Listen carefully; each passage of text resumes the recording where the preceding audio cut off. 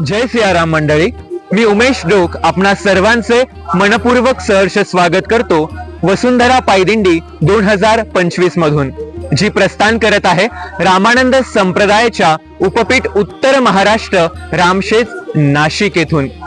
आज दिनांक 29 सप्टेंबर 2025 रोजी आणि आज आहे या वसुंधरा पायदिंडीचा पहिला दिवस। आपण बघत आहोत या पहिल्या दिवसाचे पहिले सत्र। जगद्गुरु रामानंदाचार्य नरेंद्राचार्यजींच्या 59व्या जन्मोत्सवानिमित्त ही वसुंधरा पायदिंडी सलग तिसऱ्या वर्षीही भव्यतेने आयोजित करण्यात आली आहे। याच बरोबर रामानंद संप्रदायाच्या इतर पीठांवरून म्हणजेच उपपीठ पूर्व विदर्भ नागपूर, उपपीठ तेलंगणा, उपपीठ मराठवाडा येथून अशाच सुनियोजित पद्धतीने दिंड्या निघाल्या आहेत आणि आज उपपीठ उत्तर महाराष्ट्र येथून निघणार आहे। त्याच बरोबर उपपीठ मुंबई, श्री क्षेत्र पश्चिम महाराष्ट्र आणि उपपीठ गोवा येथून निघणार आहेत। नाशिक शहरापासून 14 किलोमीटर अंतरावर असणाऱ्या रामशेज किल्ल्याच्या पायथ्याशी हे उपपीठ उत्तर महाराष्ट्र आहे आणि या रामशेज किल्ल्याचे धार्मिक महत्व म्हणजे अयोध्या नरेश भगवान प्रभू रामचंद्रांच्या वनवासाच्या काळात त्यांनी या रामशेज किल्ल्याला आपल्या पदस्पर्शाने पावन केले होते आणि दुग्धक शर्करा योग म्हणजे या उपपीठ उत्तर महाराष्ट्र येथे आद्य जगद्गुरु रामानंदाचार्य यांचे मंदिर आहे आणि या पावन रामशेज येथून जगद्गुरु रामानंदाचार्य नरेंद्राचार्यजींच्या दिव्य प्रेरणेतून ही वसुंधरा पायदिंडी निघाली आहे। सलग 23 दिवस 527 किलोमीटरचा हा प्रवास यात्रिकी श्री क्षेत्र नाणीजधाम या आपल्या अंतिम ध्येयाकडे आनंदाने आणि श्रद्धेने वाटचाल करत आहेत। चला तर मग मंडळी, आपणही या दिंडीमध्ये सहभागी होऊन या सोहळ्याचा आनंद अनुभवूया। जय सियाराम।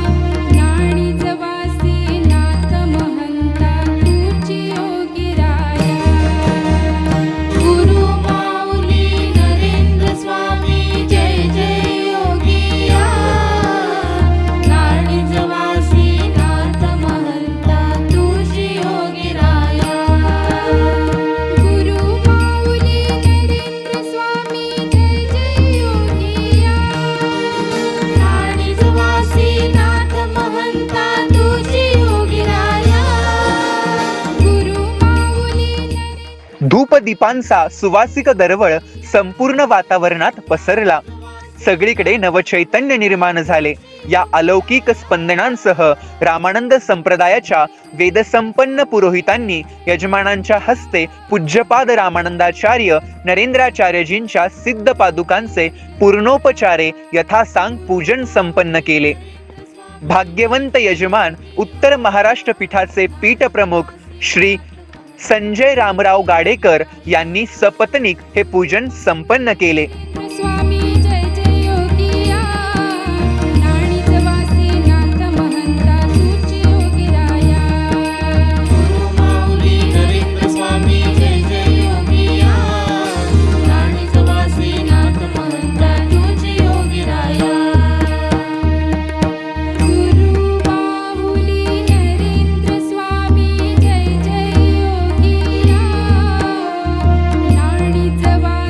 नाथ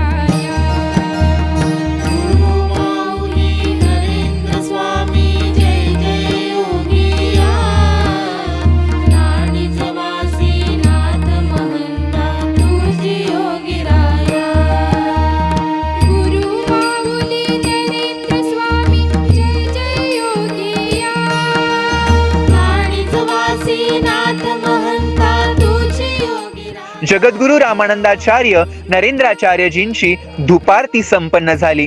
या भव्य सोहळ्याप्रसंगी उत्तर महाराष्ट्र उपपीठ रामशेज नाशिकच्या कानाकोपऱ्यातून हजारो भाविक भक्तगण या अद्भुत सोहळ्याचे साक्षीदार होण्यासाठी उपस्थित आहेत।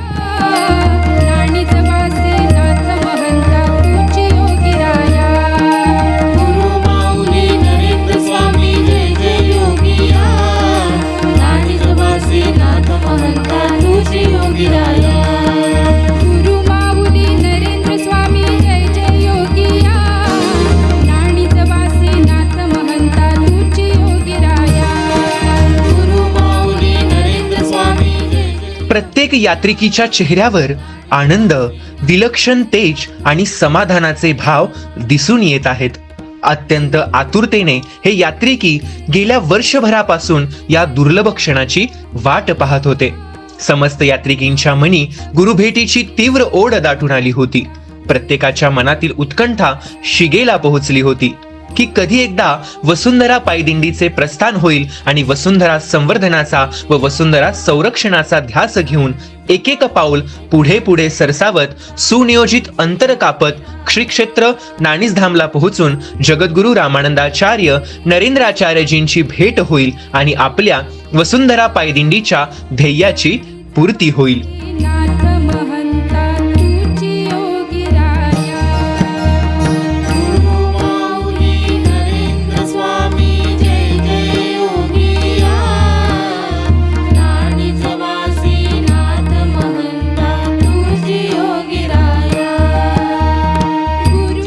दुपारतीनंतर उत्तर महाराष्ट्र उपपीठ रामशेज नाशिक येथील सर्व पीठ सेवा समिती व जिल्हा सेवा समिती पदाधिकाऱ्यांच्या हस्ते वसुंधरा पायदिंडीमध्ये सहभागी झालेल्या समस्त यात्रिकींचे अष्टगंधाने तिलकलेपन करून स्वागत व सुवासिनींच्या माध्यमातून औक्षण करण्यात आले।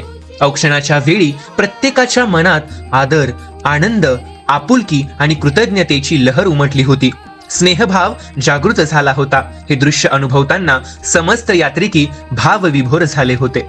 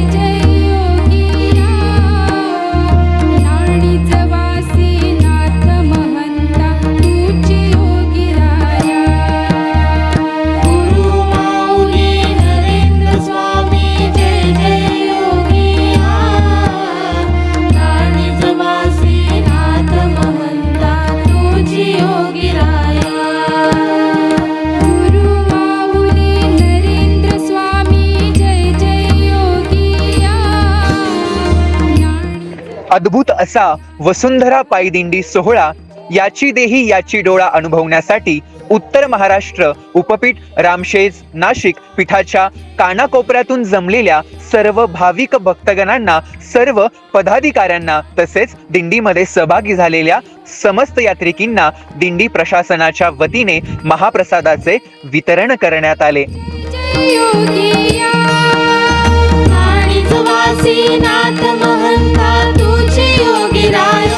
महाप्रसादानंतर वाजत गाजत मोठ्या दिमाखात परमपूज्य रामानंदाचार्य नरेंद्राचार्यजींच्या सिद्ध पादुका पालखीमध्ये विराजमान करण्यात आल्या आणि भव्य दिव्य अशा पालखी सोहळ्याला सुरुवात झाली।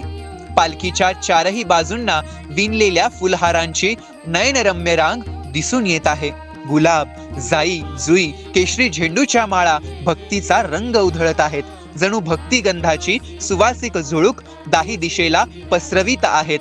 टाळ मृदुंगाचा निनाद, मुखी नामघोष, हाती पताका, प्रेम आणि भक्तीचा अद्भुत संगम या पालखी सोहळ्यात दिसून आला।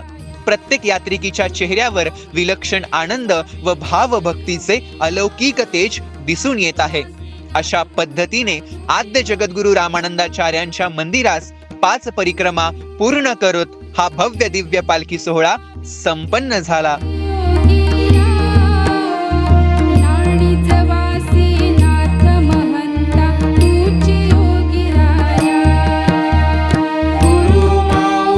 वसुंधरा पायदिंडी ही फक्त चालण्याची यात्रा नाही, तर अत्यंत सूक्ष्म आणि उत्कृष्ट नियोजनाचे उदाहरण आहे.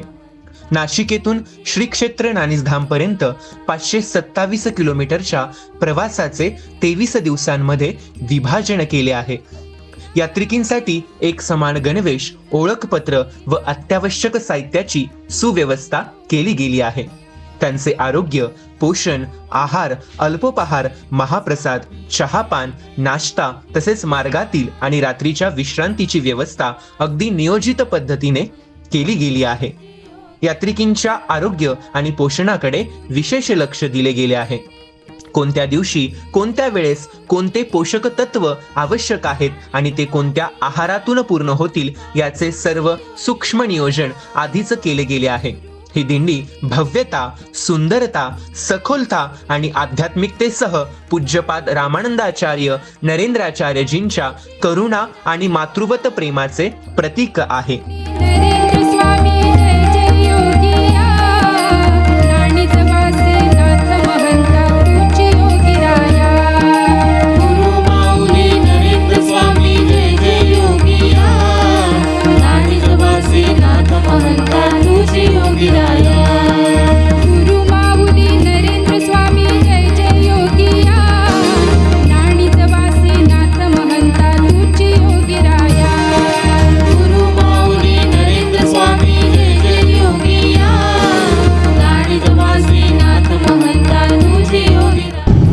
पद्धतीने आपण सर्वांनी दिंडीच्या आजच्या पहिल्या सत्राचा संपूर्ण प्रवास अनुभवला.